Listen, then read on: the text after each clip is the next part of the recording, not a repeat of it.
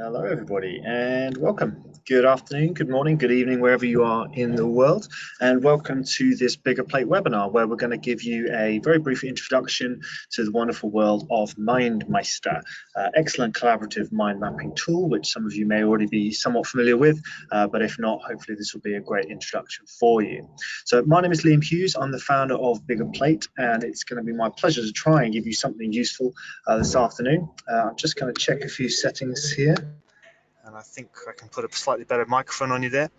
Apologies for any noise you might be getting in the background from others in the building. So let's go into our MindMeister map here that you can hopefully see and take a look at what we're going to be covering. So by way of introduction and welcome, as I say, my name is Liam. I'm the founder of BiggerPlate. Those of you who may not be that familiar with BiggerPlate, we were established in 2008 as a mind map library.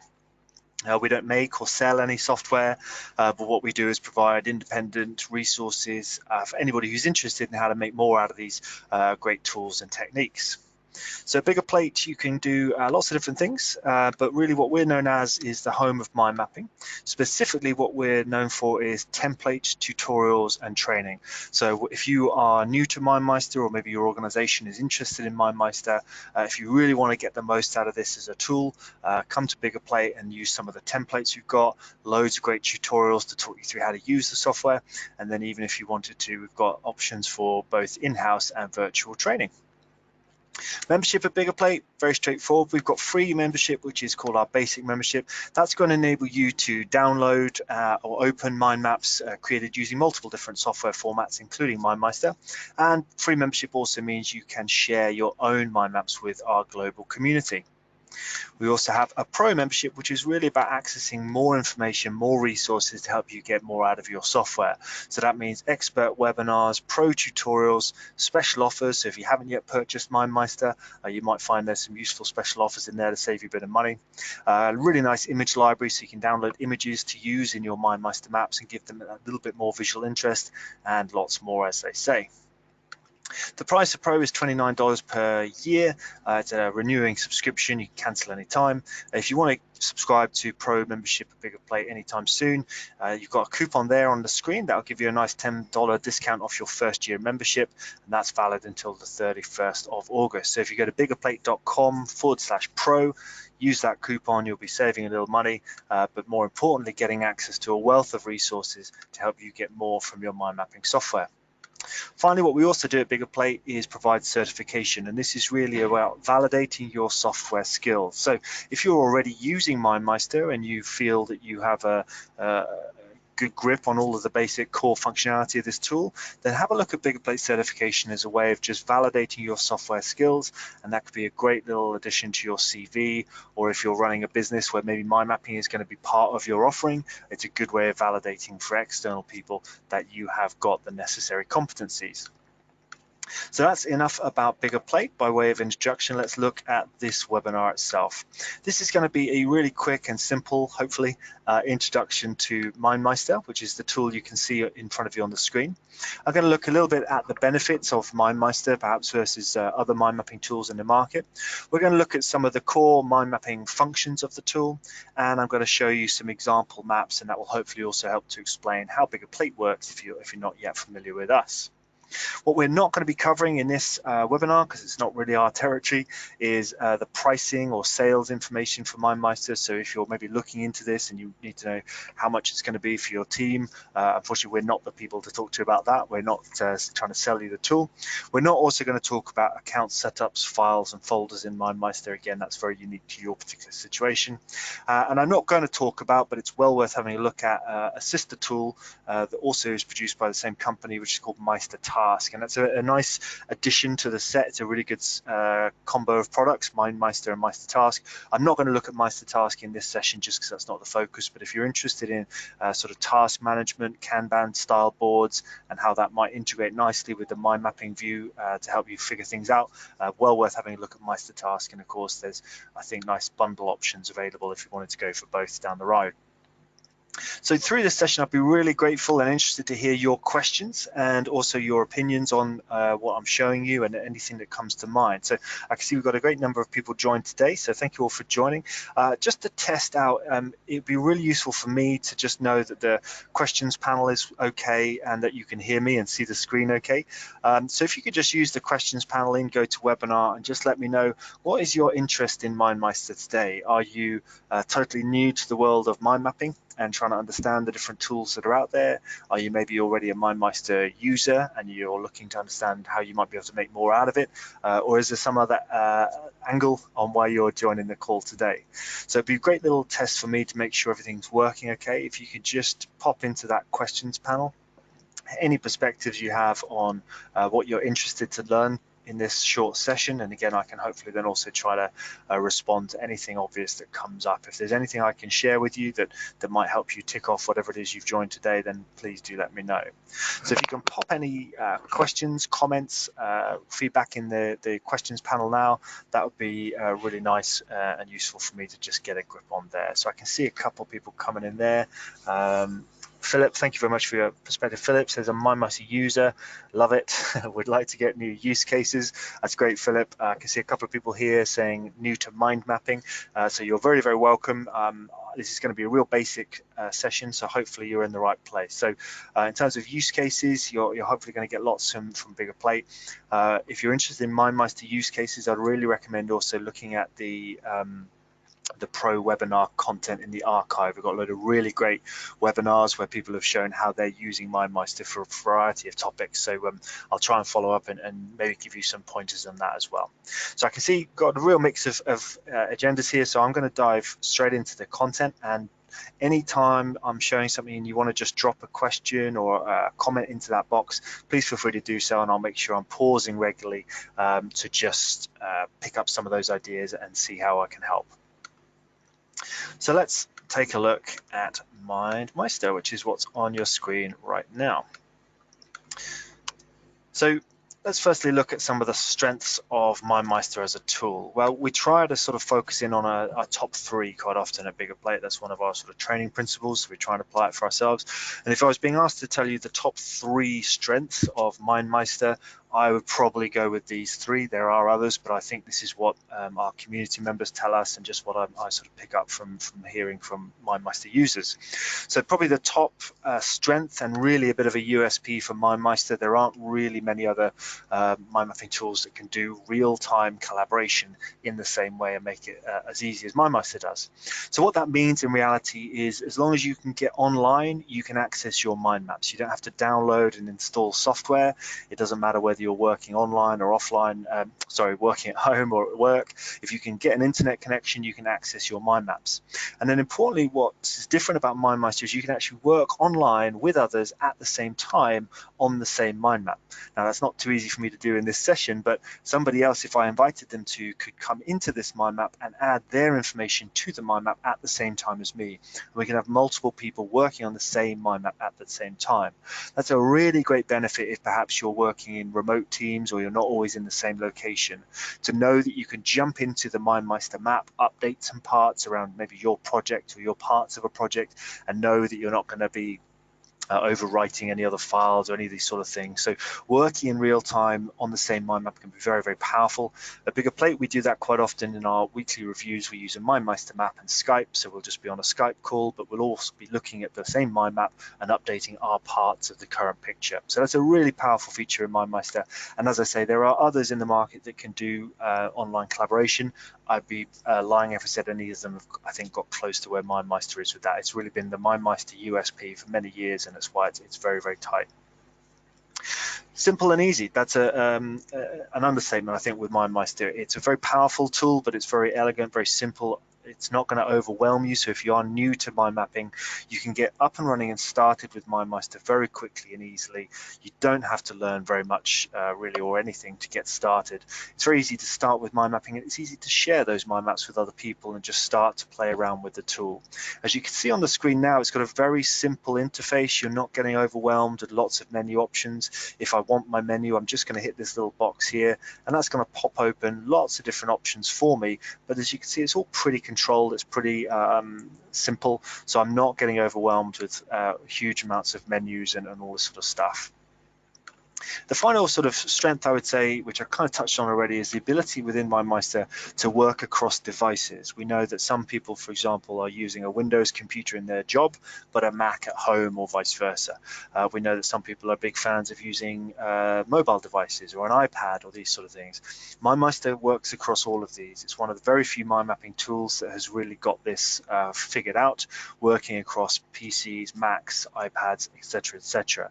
So anytime you've got a browser or an internet connection, you can work on these. Plus, they've also got native apps for different mobile platforms as well. So some really strong sort of endorsements there for MindMeister as a product. So if you're looking to tick off any of those boxes and you may be looking at the different mind mapping options out there, I'm hoping that's given you a little bit of a steer on what MindMeister can do for you that maybe others can't. So what about some of the basics of actually using MindMeister? So let's look firstly at map building. I've obviously got a mind map built already, which I'm using to present to you. Very, very simply, just opening and closing branches like this, hopefully nice and easy for you to follow on the call today.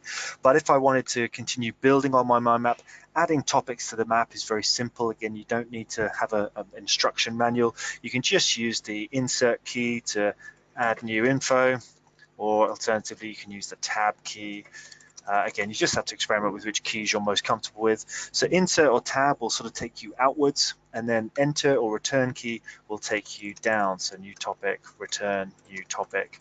Again, then insert goes out, insert again goes out again. So you can see I can very quickly, with just a couple of keys, start to build out my information. Obviously, this is a bit nonsense on the screen right now, so I can just go back and just delete those things very simply. Control and click a few things, delete them. This gives you a really nice way of organizing your ideas, your information, adding lots of things to the screen nice and quickly. And as it says down here, the ability to then sort of move and reorder these topics. I can just use my mouse to grab topics. I can grab either one topic at a time and move that around. And you see MindMeister is going to show me where is that going to land. It's just giving me that nice gray outline telling me where something is going to land. And I can move either those topics, or I can move entire sort of branches from one area to the next. And that's going to make it really very powerful when you start to do maybe your brainstorming, get lots of ideas into your mind map, capture as many ideas as you can, and then start to sort of categorize and move things around and figure out what belongs where. And of course, sometimes that means deleting some information that's a bit irrelevant. So adding topics, moving and reordering is very powerful in mind mapping in general, and within MindMeister, really nice and easy to do. The other thing that's very simple, again, is just to show or hide information just by clicking on these little symbols here. That's just going to open up the branch structure for me. And it's always a good idea when you're using mind mapping software to sort of hide the stuff you're not focused on right now. So if I zoom out in my mind map, you'll see everything else is sort of closed down. But then when I want to come into where I'm working right now, I might open up these topics and go in, but it's a good idea to always just shut down things that you're not working on at the moment, just so the surface of your map remains nice and easy to work with. In navigating around a mind map, very, very simple once again. So we can do a couple of things in MindMeister. I'm quite a big user, as you probably see, of just sort of grabbing the map, and you can just use your mouse to sort of just grab on the white space of the canvas and move the map left to right, just using your mouse and holding it down. You've also then got options, as you might expect, to sort of zoom in and out, little icons up here in the left or the right. The only thing that I know throws some people off is they might be used to using a control plus and minus. When I do that on my screen, it's actually zooming in on my entire browser. That can be a little bit confusing. So you might just need to get used to using this, the plus and the minus over here. So really nice and easy, even when your mind maps get quite large, to zoom in on the area you're looking at, move things around and work around the mind map with that simple navigation. What about adding some sort of visual interest and really getting into that sort of visual working with MindMeister? So there's a few different options we've got in here to make our mind maps a little bit more visual, a little bit more personal, or maybe even branding them if you need to sort of keep it aligned with a company style. So in terms of formatting, we can do a number of things. We can format topics, we can format text, or we can actually change the entire sort of theme of the mind map. So that's when we start to pop open this menu over here on the right. So if I wanted to format a topic, you can see I've got some different options here, and I can select from sort of predetermined styles of topics, and I can move to just select different topics, apply different styles. If I want to sort of be a bit more specific. Maybe I want to sort of apply some of my brand colors to it. Maybe I want to change the background to be the BiggerPlate blue and the text to be a white color. It's really simple to just switch around these things and start to sort of figure out how you want your map to be sort of styled.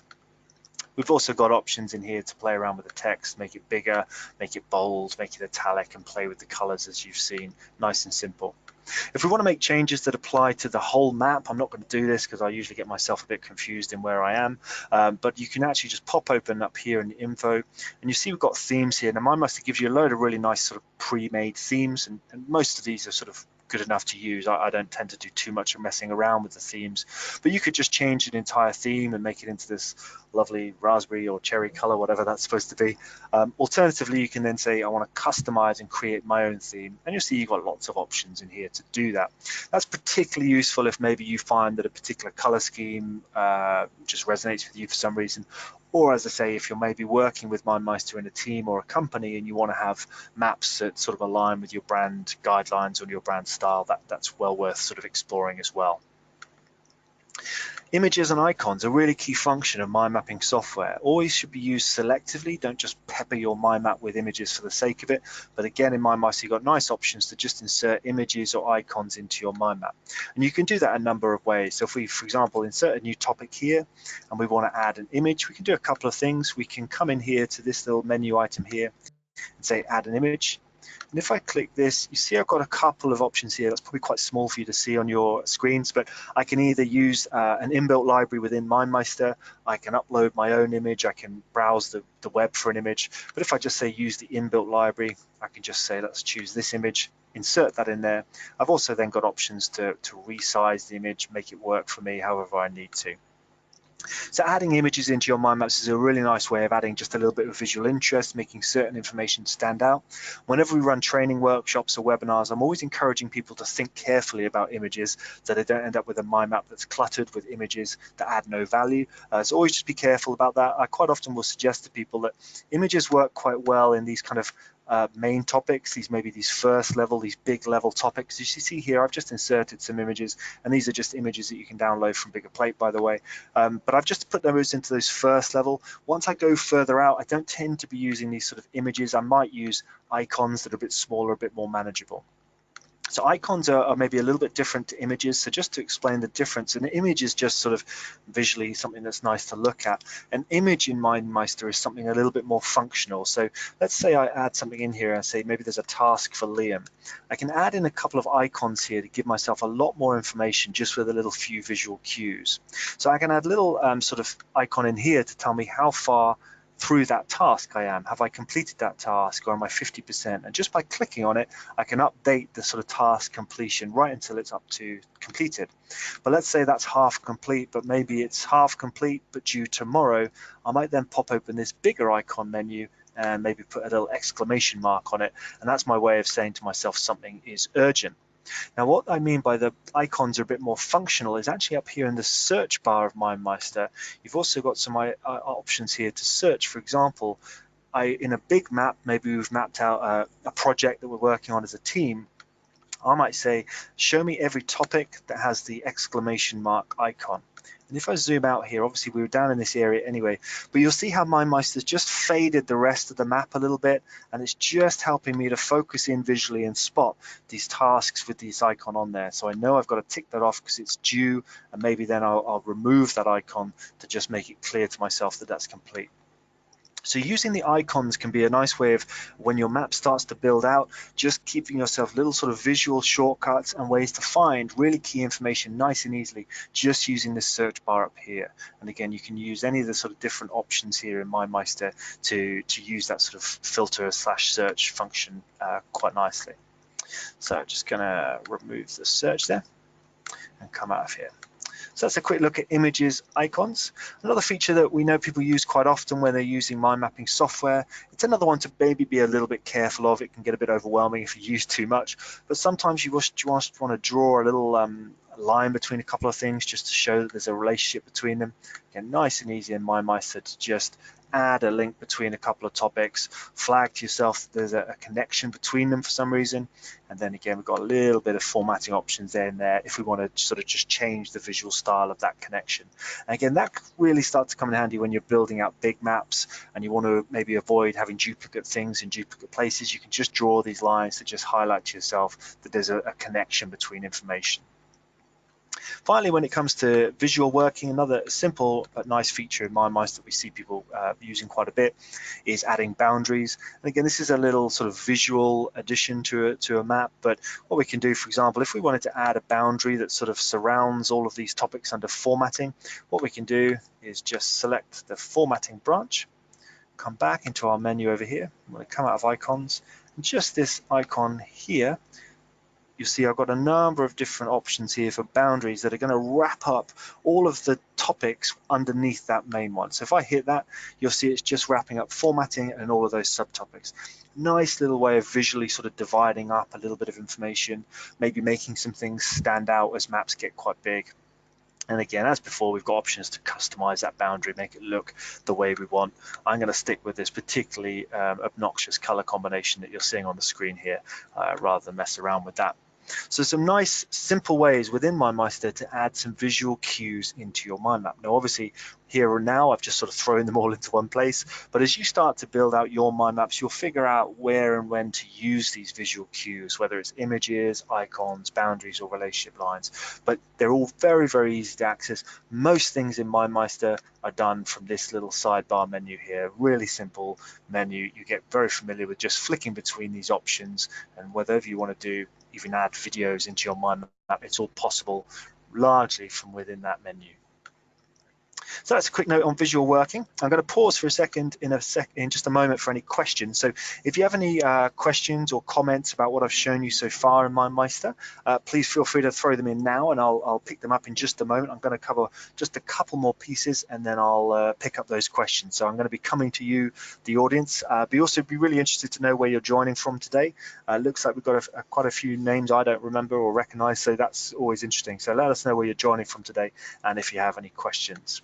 So finally, one of the things that is really valuable in mind mapping software, and again, MindMeister is going to make that really easy for you, is what we want to try and do with our mind maps at all times is keep the surface level, the view that you've got in front of you, nice and clean and clear, because that's going to make it much easier for us to work with the ideas and the information. A key benefit of mind mapping is getting away from big blocks of text and long sentences. We just want to be focused here on just a few keywords, keeping it nice and short and simple. Our brain will do the rest of the work for us. It'll fill in the blanks as we need. So we just want to use keywords. But that keeps the surface level of our mind map nice and clear. But what we can actually do using MindMeister is put a huge amount of extra information just beneath the surface. And we can do that in these kind of three ways. One is hyperlinks.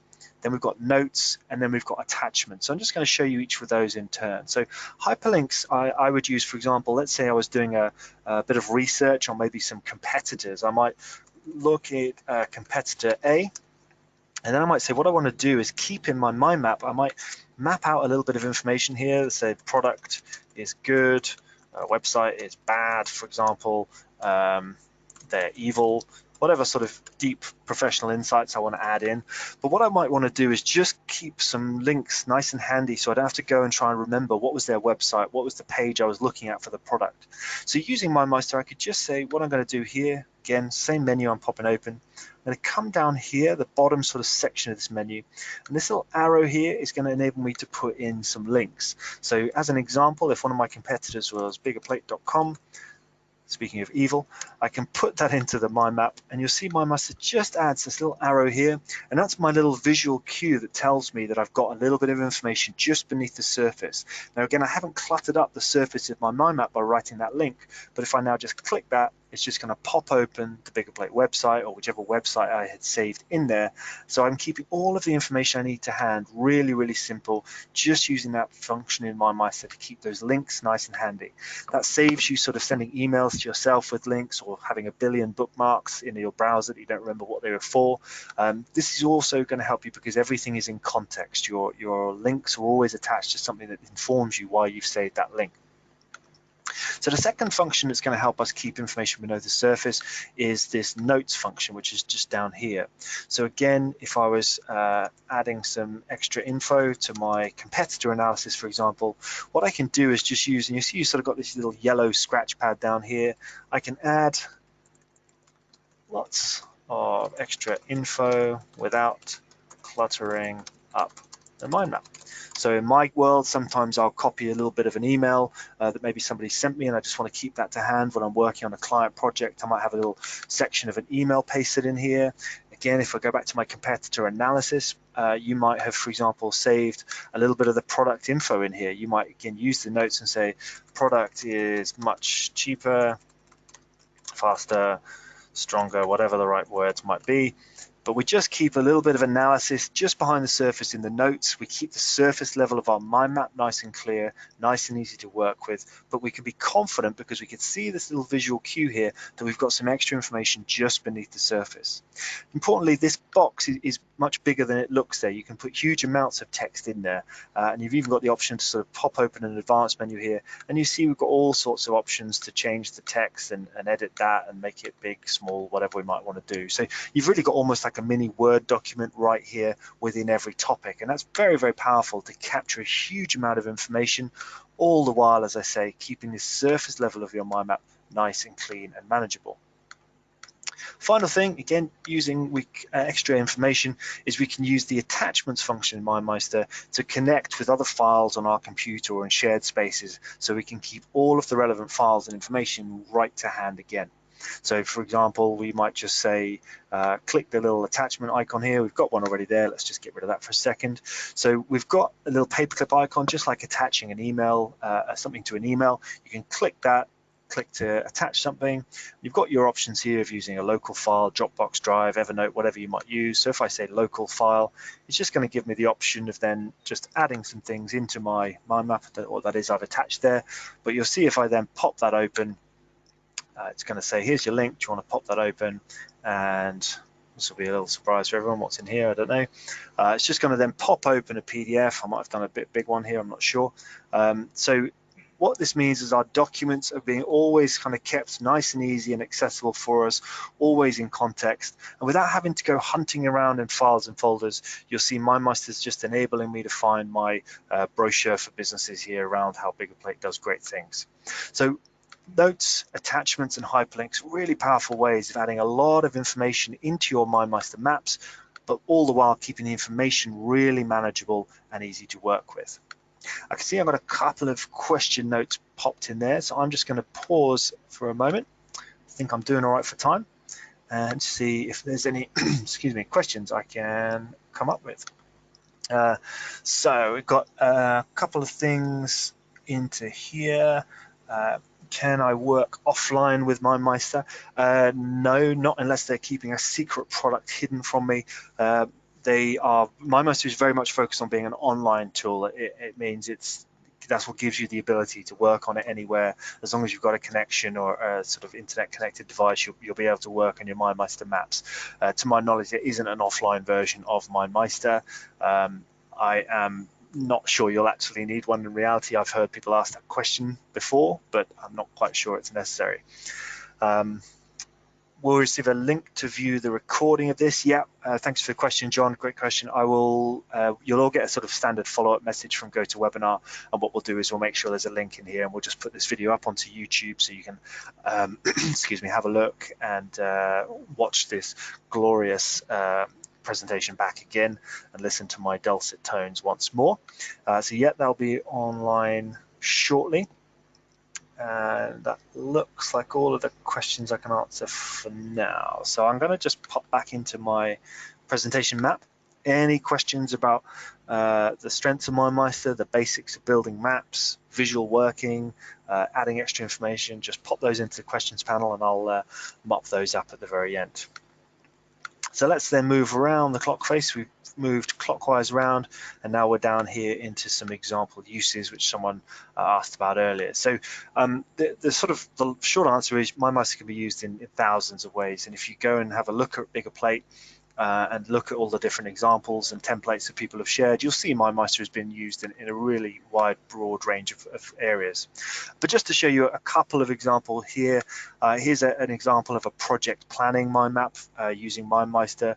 Very, very simple template, just an example, a dummy template, but you'll start to see some of those features and functions that I showed you earlier just being used to start to build out a project plan. So if I just say, let's just collapse this down a bit, we can get a little bit more of a sense in there. So we've got sort of a planning stage of our project, and we've got defined some phases. And this is where we might say, right, let's have a phase 1, a phase 2, a phase 3.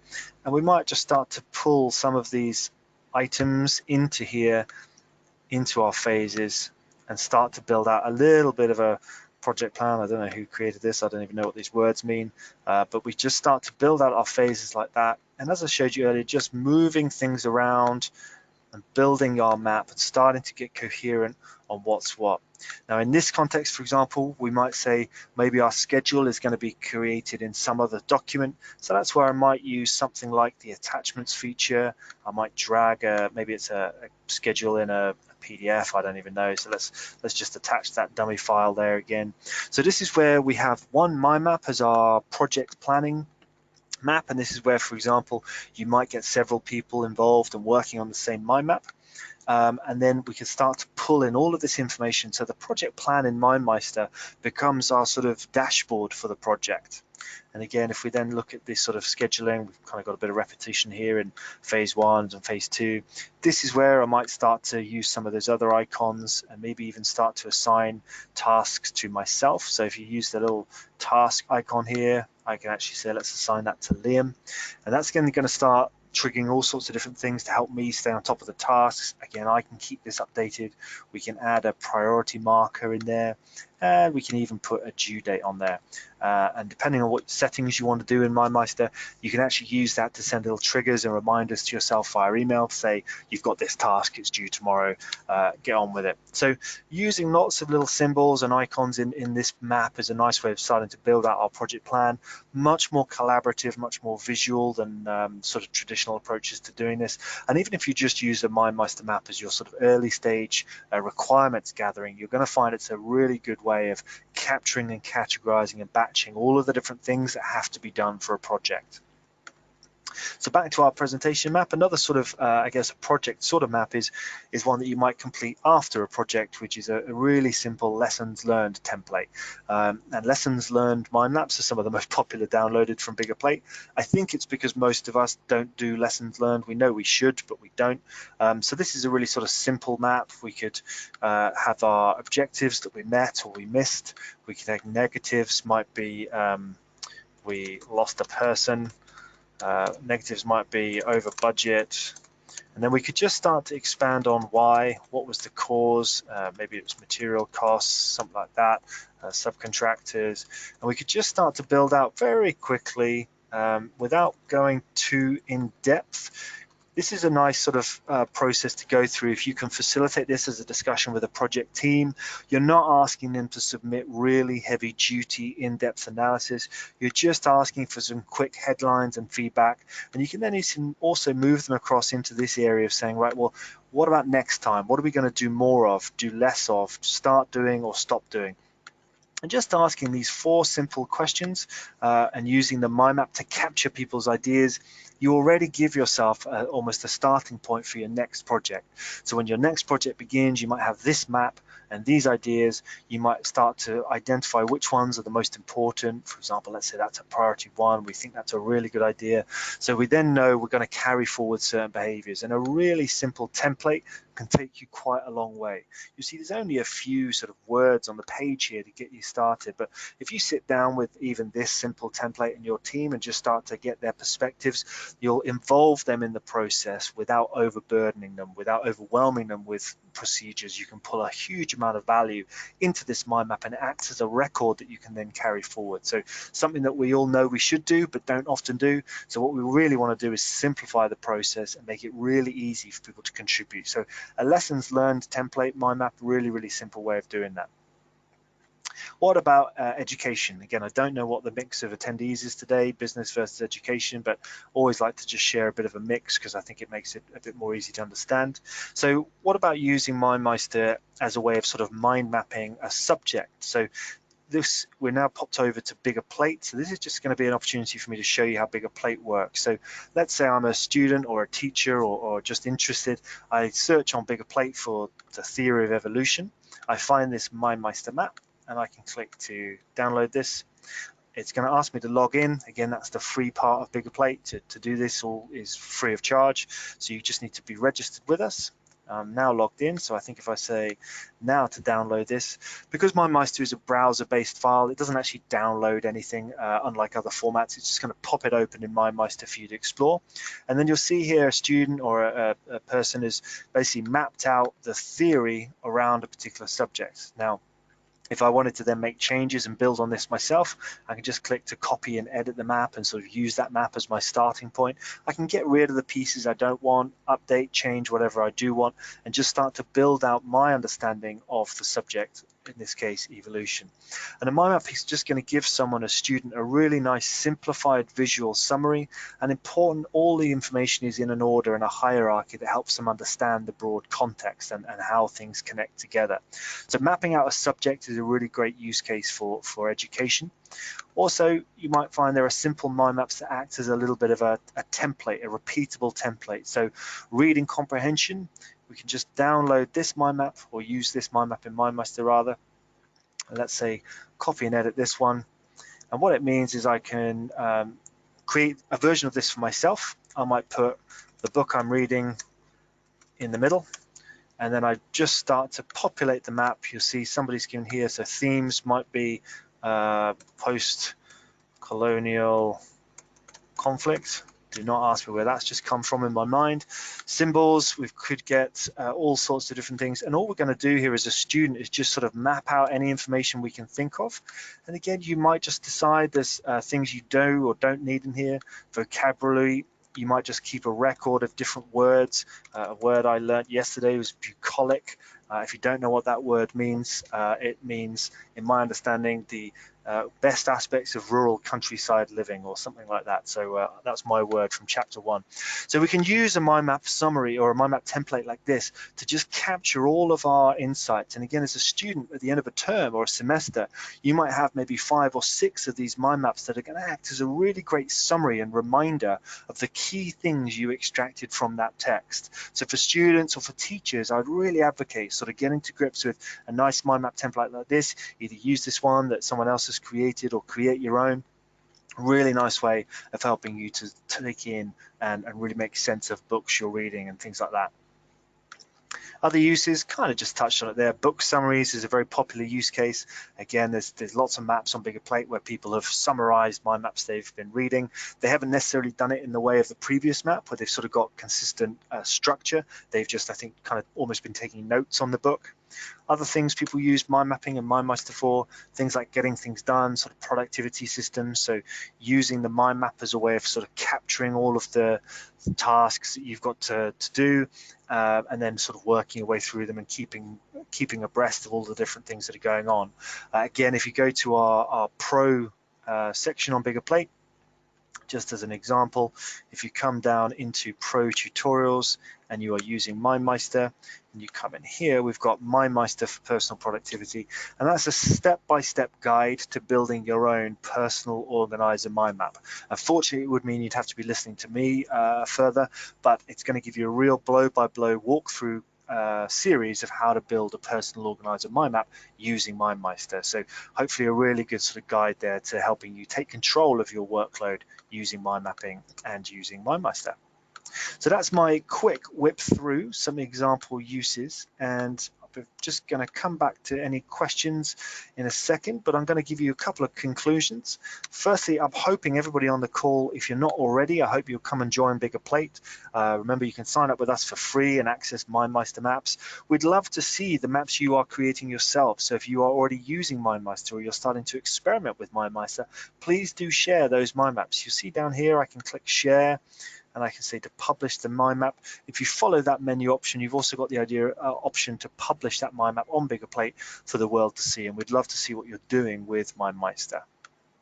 Also worth considering looking at BiggerPlate Pro membership, which is really going to help you get more from this software. So if you've got MindMeister and you really want to make good use out of it, I'd really advocate becoming part of our Pro member community. That's going to give you access to our live webinars. It's going to give you access to over 80 recorded webinars. It's going to give you access to our software tutorials, including things like the new MindMeister for Productivity course that I just showed you.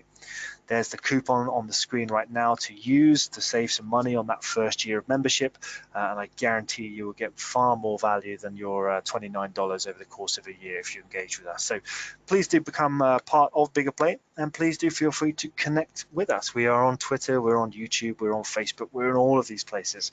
And if you want to connect with me directly, please feel free to email me at liam@biggerplate.com, and I'll be very happy to help you and answer any questions. Speaking of which, I'm going to just pop open now our questions panel for the final time and invite any final thoughts, feedback on this session. Is there ways we could make this more useful in future for other people? Are there topics you'd like us to try and cover in these sessions in the future? And then, of course, we can factor that in. But if there are any questions on MindMeister or any of the things I've shown you so far, please just let me know. I've got some great questions here. Oh, brilliant. Thank you all for your questions. That's really useful. So, MindMeister let me try again. Can MindMeister be used in Microsoft Teams? This is probably getting slightly out of my territory, but yes, the answer is yes. I think that's a relatively new development, but MindMeister is, as a business, is really well set up for integrations. They do integrations, lots of tools, and Microsoft Teams is indeed one of the more recent product developments. So yeah, I believe that is possible. I'm not familiar with Microsoft Teams myself, so you'd have to just sort of investigate how that actually works. But I hope that answered your question there, John. Other question here, do you find drawing on pen and paper first is more effective or brainstorming the tool? That's a really great question. Jeanette, thank you very much for asking that. Whenever we do training workshops, even if the workshop is leading people to training on software, if maybe the company has a software like MindMeister, we will often get people doing things on pen and paper or with Post-its first. Your question around brainstorming is a really interesting one, and I could talk about brainstorming for a long time. What I would always suggest to people is brainstorm individually and get ideas out first, and then put it into the mind map.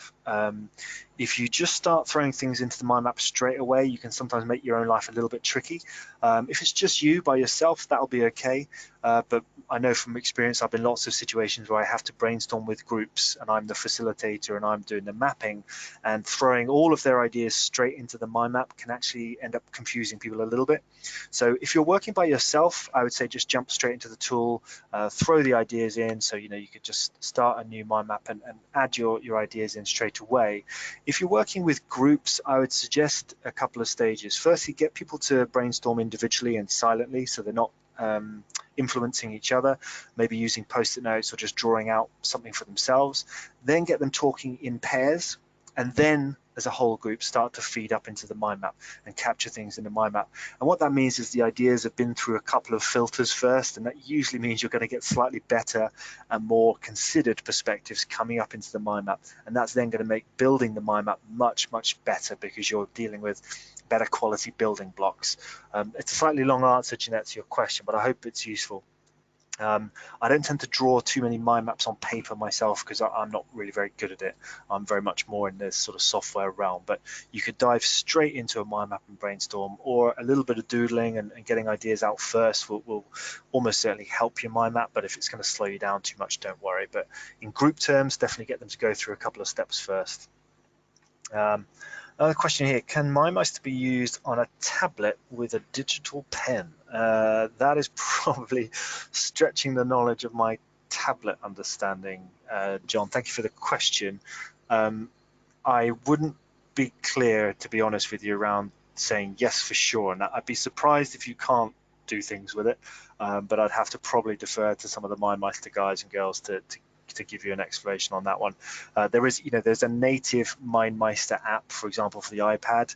I'm not a user of digital pen, so I'm not quite sure how that part of it would work. So you'd probably have to just download the app and give it a try, and then maybe let me know. I think that looks like all the questions I've got for the moment, but thank you all very much for the questions so far. That's really useful. So just to recap a couple of things, I will make sure this session it'll go up onto our YouTube channel, and then we'll share a link with you. So if you want to just revisit any bits that I've gone through, obviously quite quickly in quite a short session, you'll be able to do that. Please don't be shy about reaching out to me with any questions. I'd also suggest don't be shy about reaching out to the MindMeister team. They're a very friendly bunch, very collaborative in everything they do. So you won't be disappointed if you reach out to them. And if there's anything we can help you with, if maybe you're looking into MindMeister for your organization, maybe you're looking into training for a team, just let us know. That's very much in our domain, and we'll be very happy to help you with that. So if there's not any more questions at the moment, I'm just going to look quickly back. I can't see anything immediately obvious coming in. So I think what I'm probably going to do there is call that a day and say thank you all very much for joining me today. I hope that's been a useful, very quick run through the basics of MindMeister. Again, not supposed to be too in-depth, supposed to be the introduction as it says on the tin. So hopefully that's just given you a sense of what's possible with the tool. Looked at a couple of use cases, but really the best thing I can sort of advocate is to have a look at BiggerPlate, have a look at the templates and the mind maps that people have shared.